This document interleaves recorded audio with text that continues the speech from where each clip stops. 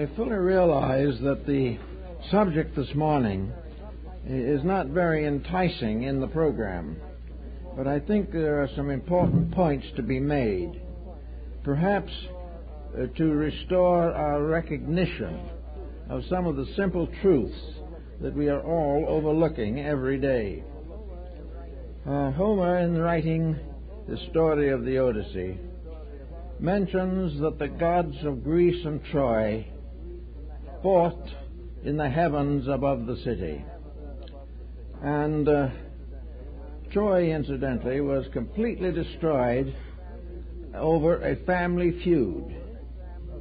An instance of this is, of my point of view, Troy was located in what is now Asia Minor, in the site of another war, and a series of wars, most of which have no more basis in existing facts than the war at Troy. And in both cases, ancient and modern, the gods are called upon to fight for their respective sides, and no one seems to pay any attention to the fact that when the gods fight each other, one of their own teams has to lose, all of which is part of our general tendency to ignore the facts of life. The simplest fact we know about life is that we're all together here on a little ball in space, about 8,000 miles in diameter, going at a great speed in space, with a small layer of atmosphere around it, and outside of that a vacuum, where nothing that we know here can exist. This has been going on for quite a long while, and this has become quite an important home site for peoples growing on this planet. Now, the planet itself is a mixed blessing in many ways, but essentially important. The planet is composed of various materials, and the surface is divided into land, water, and ice areas. Of the surface of the Earth, probably the largest single element is water. In the midst of the water, there arise continents, and at the north and south pole, there are great banks of ice and glacier that never melt.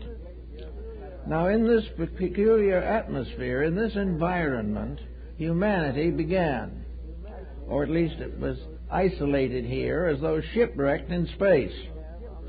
Here we have on this planet now approximately 6 billion people. These human beings are all of them limited by this particular environment. We are all shipwrecked together on a relatively small planet. And at the same time, even with this realization, we can't seem to get along together. There seems to be no advantage in separating, because there's no place to go but out. And if we go out, that is the end. We talk about the possibility of habiting other planets, but at the moment there doesn't seem to be much real estate selling out there. We are here, living together. At the time of the siege of Troy, there were less than 200 million people on the earth. Today, it is becoming crowded. Those people had no worry about traffic jams. They had no difficulty in harvesting. There was no probability of shortages of essential resources. But these people lived in a planet which was sparsely populated, even as late as the Middle Ages. And yet these people began the process of disliking each other. And way back in the first days of recorded and allegorical history, wars, small and large. One author covering the whole subject came to the conclusion that in the course of our history, humanity has fought nearly 10,000 wars, big ones and little ones and backyard fights. All of these contentions on a little planet hurtling through space. If the law of gravity failed for 5 minutes, that'd be the end of humanity. We live here because of the wonderful interaction of universal laws, and beneath the surface of our planet is a tremendous wealth of essential resource material.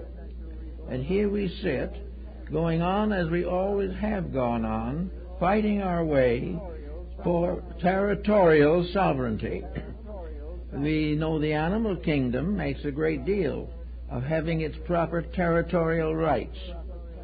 Today, territorial rights constitute almost anything we can get our hands on. But the idea of territorial right as a means of survival has become gradually modified because we are now one people on the planet, even though we can't get along together. So we have today a problem, a very serious problem. And we can go back to consider some of the things that have happened. Mao, the Chinese communist, made a rather pertinent remark some years ago. He said the Chinese invented writing and printing, and they did it with movable type, but they never printed a newspaper. They'd invented gunpowder and all kinds of fireworks, but they used them only for weddings, funerals, and celebrations, never for war. So there were two things. The third one he mentioned is the mariner's compass, which the Chinese also invented, but they were very careful not to use it for the discovery of the Western Hemisphere. So we have, going all the way back, Mao probably has forgotten one of the great wars of China.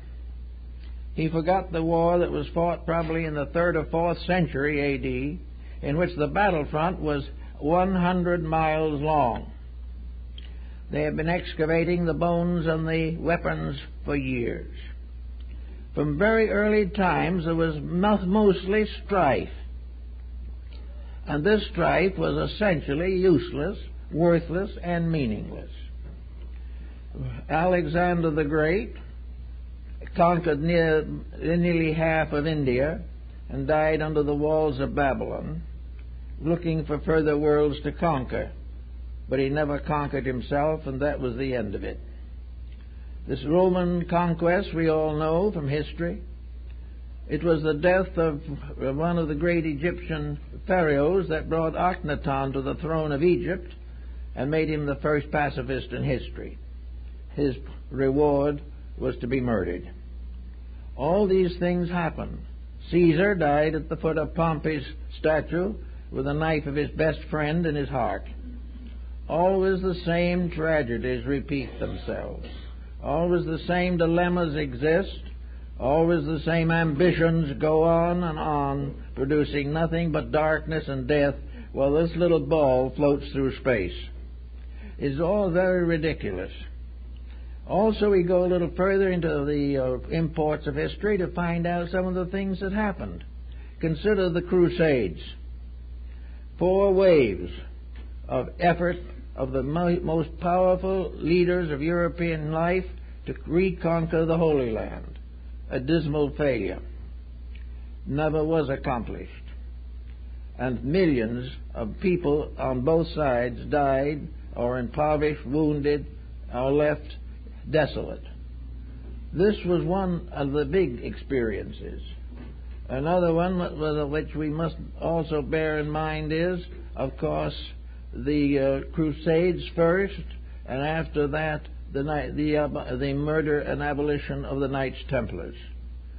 The most powerful order of chivalry that opened the roads to Jerusalem was decimated, destroyed, and its leaders burned at the stake.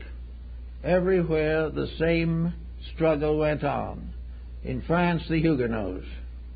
And in Japan, 2 efforts of the Khans of Mongolia to conquer the country. The first time they sent a great fleet against Japan, and the same thing happened that happened with the Spanish Armada in the English Channel. A great storm arose and destroyed the Chinese fleet, so that the Japanese were spared. But the fear of it all was real and definite. And later, Kublai Khan tried it again. This time, however, the Japanese were ready for him. But out of this came a very sad circumstance. To defend the coastline of Japan, the Japanese created a militant order, which they now know and we now know as the samurai. These defended the country, but when there was nothing more to defend on the outside, they turned in and began to dominate the local and natural peacefulness of the Japanese people.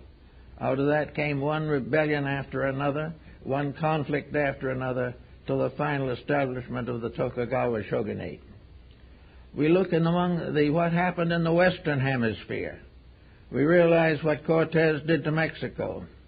When he came here, his first report to the Spanish crown was that the city of Mexico was the most beautiful city in the world, with magnificent buildings, marvelous pathways and roads, and beautiful lagoons running through the city.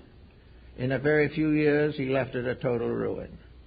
We go further south into the Maya area, and we find Montejo and the ruin of a completely civilized people, of which nothing but ruin was left. Then we go to Pizarro in Peru, and we find he obliterated the civilization of the Inca. And when someone asked the Inca chief what they did with criminals in that Inca state, he replied, "I don't know, we never had any." But in a short time, in the effort to find the secret hidden treasures of the Incas, a complete civilization was destroyed. The highest civilizations probably of their time in Mexico, Yucatan, and South America were all destroyed by greed. So we have all this type of thing. We come on down through the Napoleonic Wars. We find all of these, and then we come down to the modern times. 2 world wars in the present century. After nearly 10,000 years of tradition and history, we are unable to cope with the problems of human relationship in the 20th century without causing the 2 greatest wars the world has known for 1,000 years. What's the matter? This is really a problem. There has to be an answer to this, because this little ball is flowing through space. It can't go on this way forever. We are not only concerned now with the little ball and its peoples, but we find out that people begin to believe that this ball is something they own. We find people buying and selling this ball, admit parts of it as they can get hold of. They have an idea that this earth was created for the purpose of enriching human selfishness. And we've been building on that thought for a long time, but there isn't much truth in it. We have never recognized the fact that natural resources belong to nature, that we are part of a great moral structure which we totally disregard. And as a result of that, we're in trouble all the time, and have been ever since we started out. Now come the gods that fought over Troy.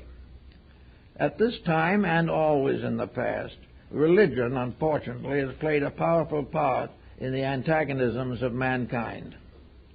It was religion that caused the Inquisition. It was religion that resulted in one catastrophe after another, including the Trojan War. It was religion always in which, in the name of God, individuals kill each other. Now, why is this true?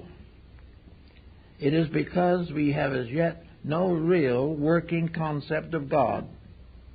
We have a whole series of theological definitions.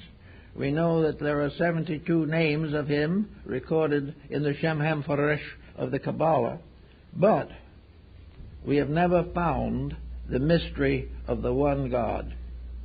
We have never found a God whom we could all gather and revere.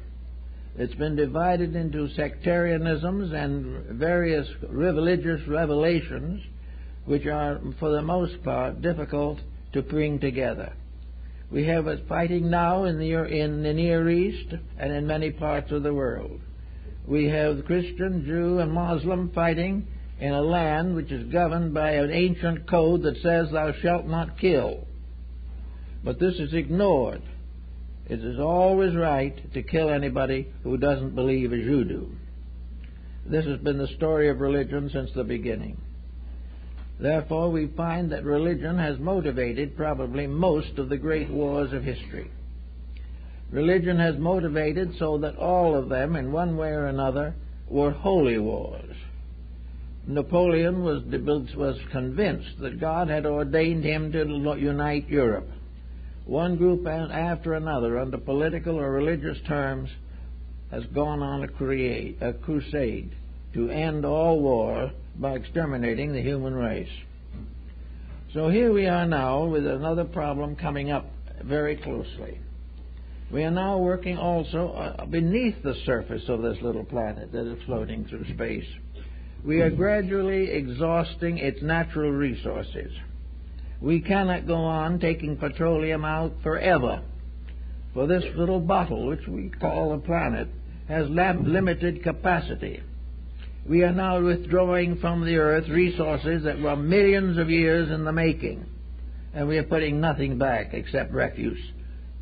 We have done nothing to protect the survival of the future. We live only now for the future to take care of itself. This is beginning to catch up with us, and on every hand today there is a great dissension, and most of this dissension is against selfishness, is against the effort to monopolize on the natural resources of the planet. And these resources have to be conserved, or we're going to be in a very serious way, possibly before the end of the present generation. So to accomplish all these things, we're going to have to begin to think a little differently. We're going to have to realize that in this world of ours, nobody owns anything. This is a difficult thing to believe because we've been borrowing money on what we didn't own for ages. But in sober fact, all that we have belongs to space. All of it belongs to this mysterious and wonderful unity which we call life. It belongs to the mystery of the solar systems and the cosmic systems and the great chains of worlds. We do not own the planet. We cannot buy it, we cannot sell it, we cannot keep it. No matter how hard we conquer it, we are going to die and somebody else is going to get it. There is no way of having the kind of ownership that we think. Therefore, what we term wealth is an illusion. As long as wealth is concerned with physical possessions, we are getting rich off of something we don't own. We are spending the principal as well as the interest. There is nothing in the physical world that we actually own. We don't even own our own bodies. We are here as part of a great plan. We are here to grow and to use the facilities of nature to become better. We have never seemingly recognized our moral responsibility to the plan to which we belong. And the time has come when more thought must be directed in that position and that relation. We are not the owners of the earth. We are not the owners of our brothers. We cannot enslave anybody successfully. And we at the same time cannot gain peace, happiness, or security for ourselves alone. Each group fighting itself is like the jungle with the territorial domain given to a tiger or a lion. We have here now one humanity. There's nothing we can do about this but recognize it. We realize this one humanity is not a magnificent, massive structure. It is something existing on one of the humblest and most unimportant of the planets in the solar system. We are here because of the need for growth, for the need to build something, to fulfill a purpose, so that each of us, as we go out of incarnation, take something with us we didn't have when we came. And the things we take with us can never be material accomplishments.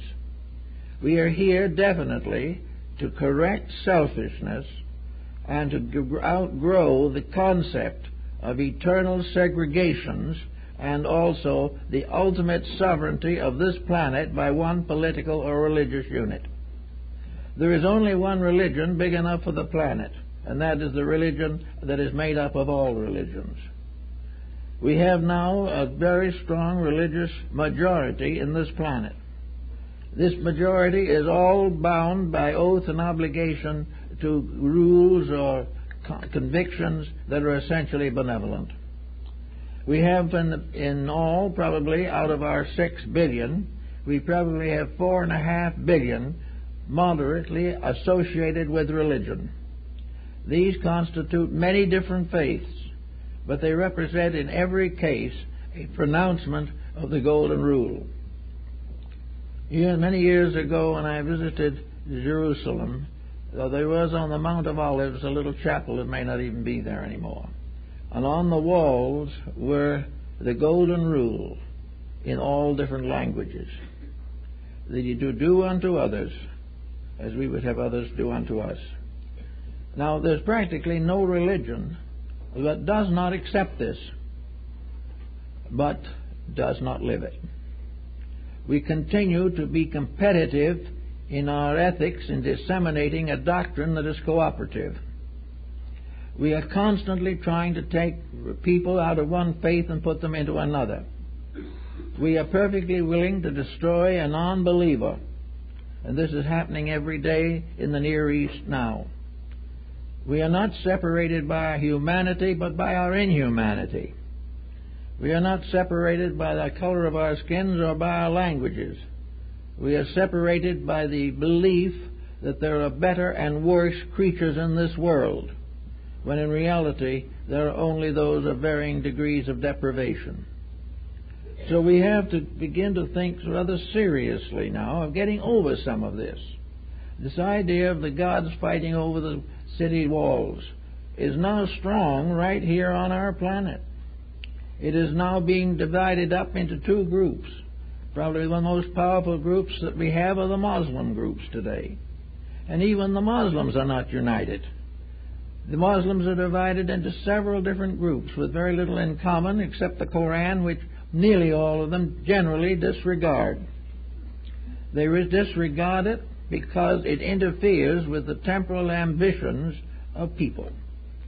Out of every country there has risen dictators, dominant personalities, the Hitlers, the Mussolinis, the Napoleons. These people have all of them used humanity as a weapon against their enemy. They have built the idea that their way would sometime run the world. And in every case, their way has not run the world, and they have departed into silence with the mistakes that they made. So we have to outgrow this. We're getting very close to the time when we'll either have to begin to find common ground, or there won't be any common ground left for us to find.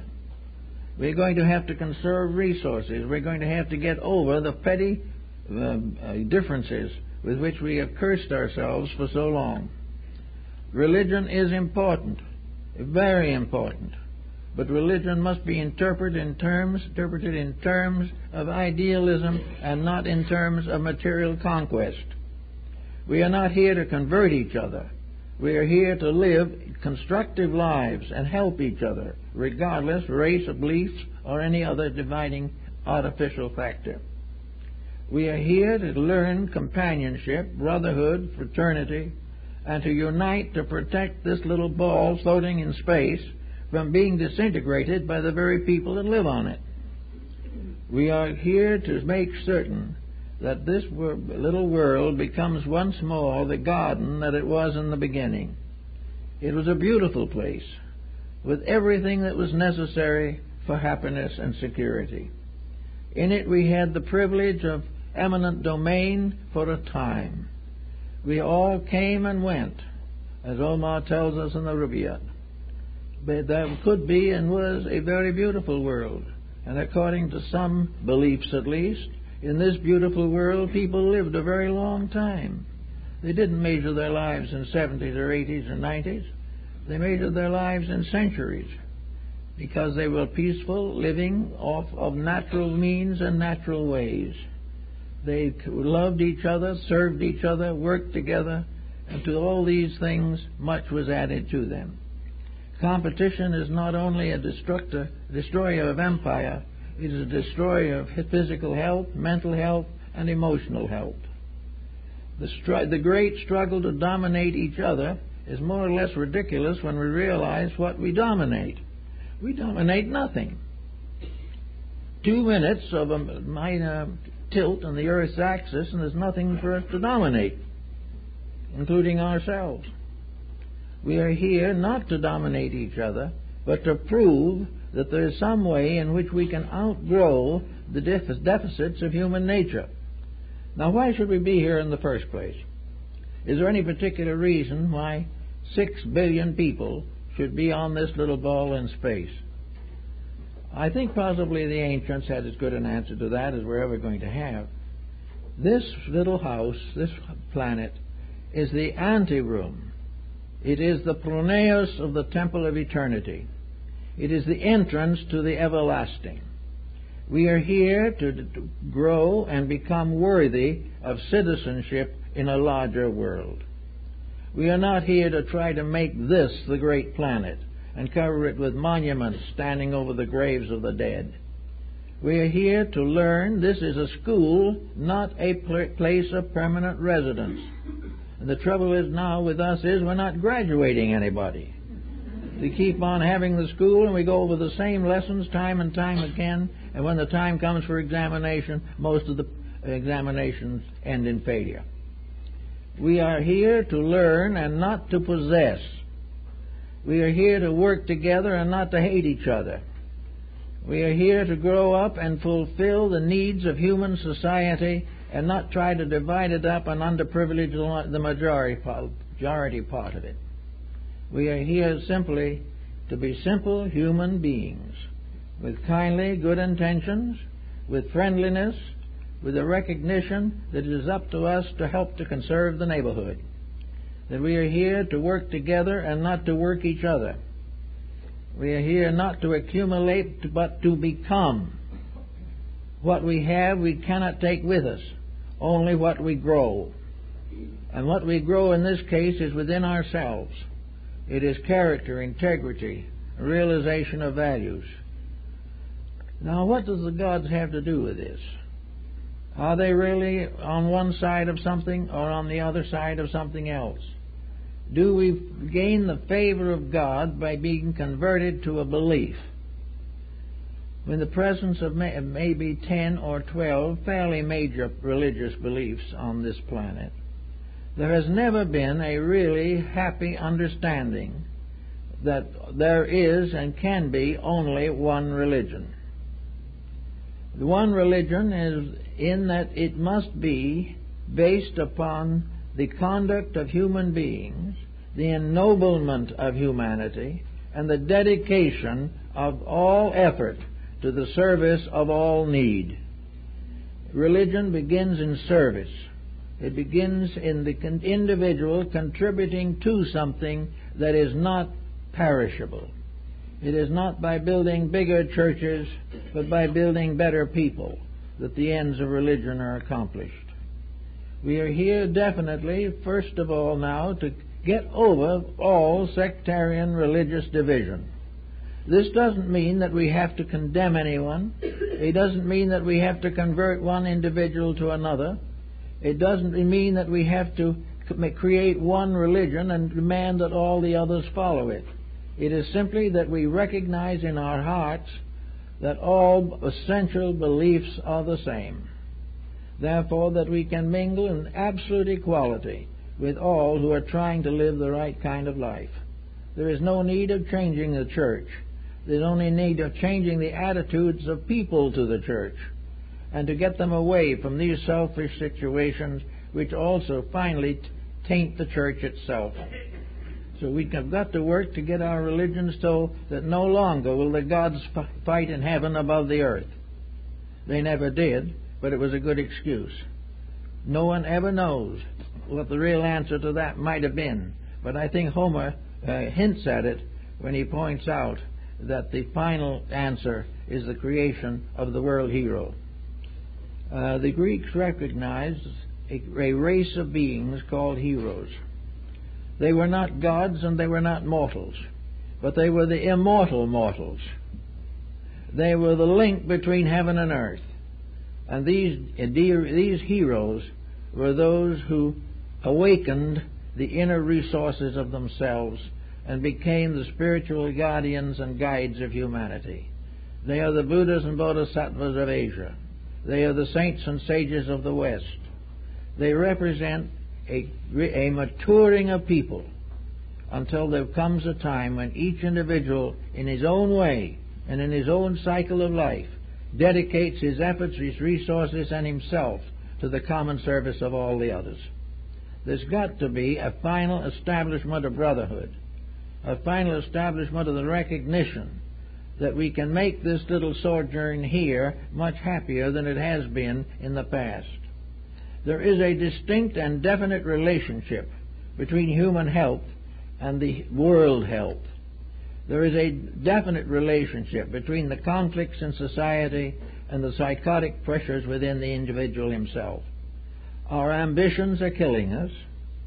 Our various feuds and fusses are destroying us not only with weapons, but with the destruction of the resources of our own health and body. We are destroying our own minds, we are destroying our own bodies, and the only answer we can find for it is the common statement is we're having fun. We are not having fun.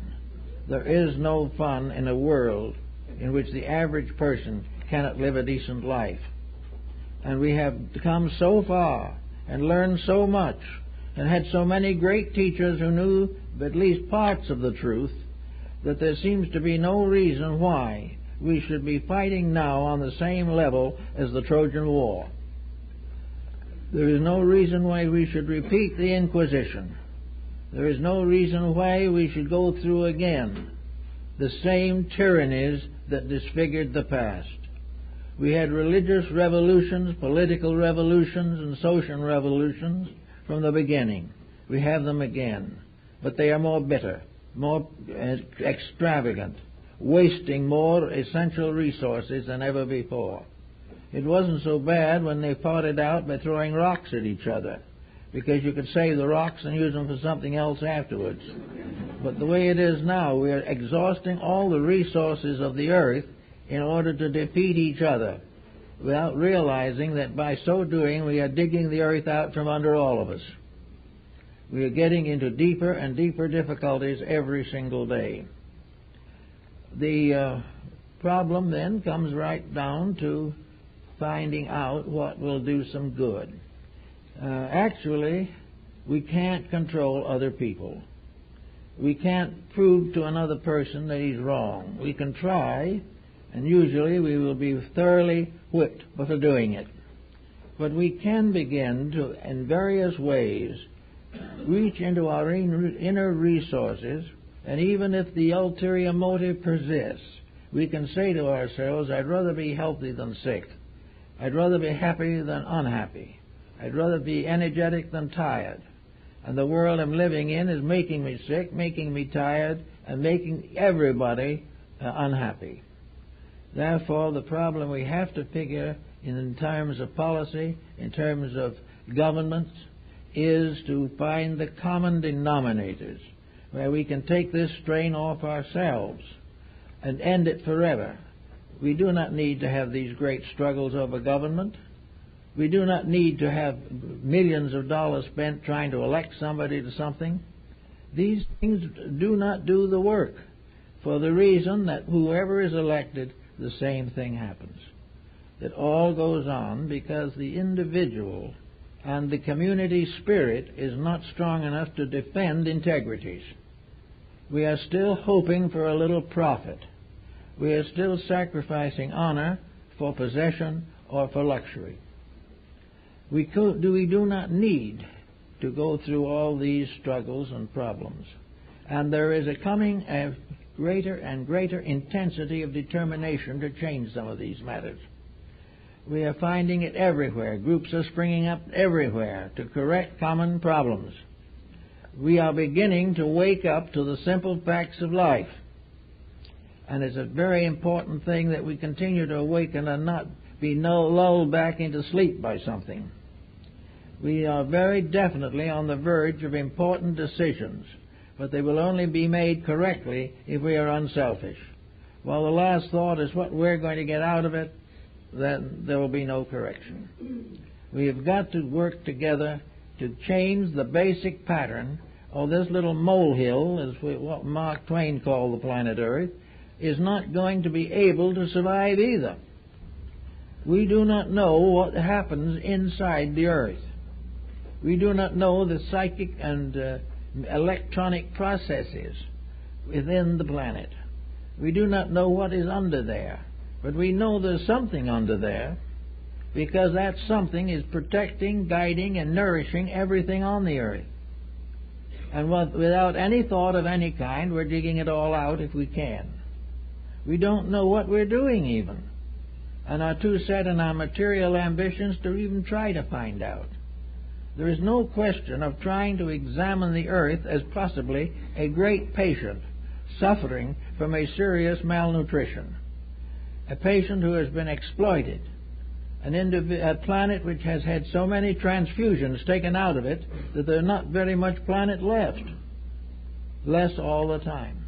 And yet we continue to go on to take the last barrel of oil, and what do we use it for? Largely blow it up more. So we're using the lifeblood of a planet to hate each other. We're using it to waste. We're using it to become richer and more sedate individuals and with high transportational facilities. We are not even giving a thought to the planet. And yet it's all we have. There is nothing else. If that slips out from under us, it's gone. There's no place to land. We tried to take a journey over to see how the moon would be, but it wasn't very hopeful. It too is dead. How it died we won't try to figure out. But we now have a situation where for the first time we've got to take a hard, long look at the natural resources which we depend upon. The only renewable element that we have found at the present time is wood. Outside of that, nearly everything can ultimately be expanded. Stone, of course, can fall back to become stone again. But most of the things we're taking out of the earth, chemical, material things, all kinds of fuels, all kinds of minerals, mineral wealth, we don't know what we're taking out when we take out another mass of diamonds or jade. We don't know what these things are. We don't know why they're there. We don't know how they got there. But there's just the point to think about, that they were there for a reason, and not simply to satisfy the cupidity of some earthly businessman. We have a planet to take care of, and it's showing signs of sickness. There are modifications of climate that are very peculiar. There are modifications in our atmosphere. We are loaded with smog and chemicals. We keep right on. The smog, no one says you can't do anything about it. That's all right. You can do something about it. But people apparently have no intentions of doing anything seriously about it. There's great talk, and there's some controls, and then the next time the weather is bad, we have it all over again. There has to be a union now also to protect the globe we live on. We have to consider the planet as the greatest piece of real estate that we have, and the only piece. And we also have to realize that this piece of real estate belongs to the universe finally and entirely, and not to us. We are merely servants, stewards in a garden. We are here to protect resources or to create the bad karma of abusing resources. The individual who misuses the natural resources of life is earning punishment somewhere. Now we also realize that this world is made up of people who come and go. We realize also, in some cases, by the belief in reincarnation, that those who go may come back. If they don't believe this is true, then there must be more new ones coming in all the time. At least this planet is being handed down from one generation to another, and each generation gets a poorer bargain. Each generation has the opportunity to pay more for less. But this is the problem. What are we gaining out of it? I think the answer that we have to take from that is only one thing possible, and that is experience. The only thing we can take with us is what we learn and what we become by our own integrities. What we can take with us has nothing to do with any physical problem. And because we cannot take anything with us, the whole theory of accumulation is very badly undercut. We have no particularly good thing to do with what we do have, especially on the level of accumulation. We can leave it to our children, but that may be another disaster. We are not knowing what to do to make life interesting except by accumulating. And accumulating is gambling, and gambling is a process of taking from Peter to please Paul. One of these times we're going to realize that this kind of fun is too dangerous. So we have a planet, and we have people. We have new epidemics. We have all kinds of health problems springing up. We have all kinds of moral and ethical problems springing up. All of them dependent largely upon the individual dominating his own life with his own selfishness. We want to do what we want to do, regardless of whether it's good, bad, or indifferent. But actually, the universe can win that fight over all of us. We can do what we want to do for a certain time, and then we have to pay. There is no avoiding that pay. And sometimes it comes much sooner than we expect. Instead of it being something that happens 10 generations from now, it may be on our own doorstep. There is no question about the fact that man is morally responsible for the material uses he makes of his material environment. He is responsible for turning the world over to his own descendants in as good a condition as when it came to him. He has no right to create a bankruptcy for himself and then hand eternal debt onto his children. He has no right to make the world unlivable for the generations that have to come. And if he does this type of thing, there is a punishment.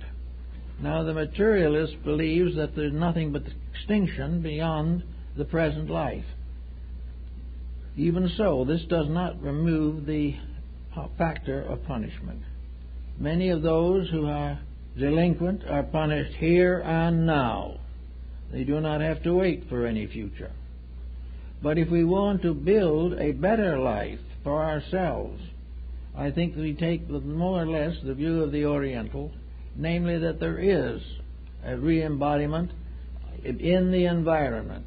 And if we wreck it, we come back to it. That should put a little fear in our hearts, but that's too abstract. So we have a peculiar fallacy that is now working through us tremendously, and that is the fallacy of do it now. We have lost faith in the future. We do not believe in futures anymore. We say to ourselves, eat, sleep, and be merry, for tomorrow we shall die. We have lost hope as far as building together for a great purpose. This loss of hope is simply an illusion. This loss of hope is a lie with which we try to fortify our own lack of discipline and our own willingness to curb our own selfishness. There is no reason why we must turn a bankrupt universe back to God. There is no reason why we should not make something out of it. Now, in the philosophies that we more or less recognize as good, there is a very interesting concept about this type of thing. This business of returning what we have borrowed. They have the story of the sowing and the reaping. We have the story of bringing the first fruits to the altars of the Lord. So we have now an idea that this life we live is a probation ship, something for which we should be grateful for opportunity, the privilege of becoming friends, not the privilege of making enemies. We have the privilege of doing it right instead of the power to do it wrong. We have everywhere the inducements to build a better world, but we don't pay much attention to these inducements because we think that other people rather than ourselves are going to benefit from them. Everything centers on self. And in this case, self is a very dangerous thing. You can't work it this way. We have to begin to build a proof of life here.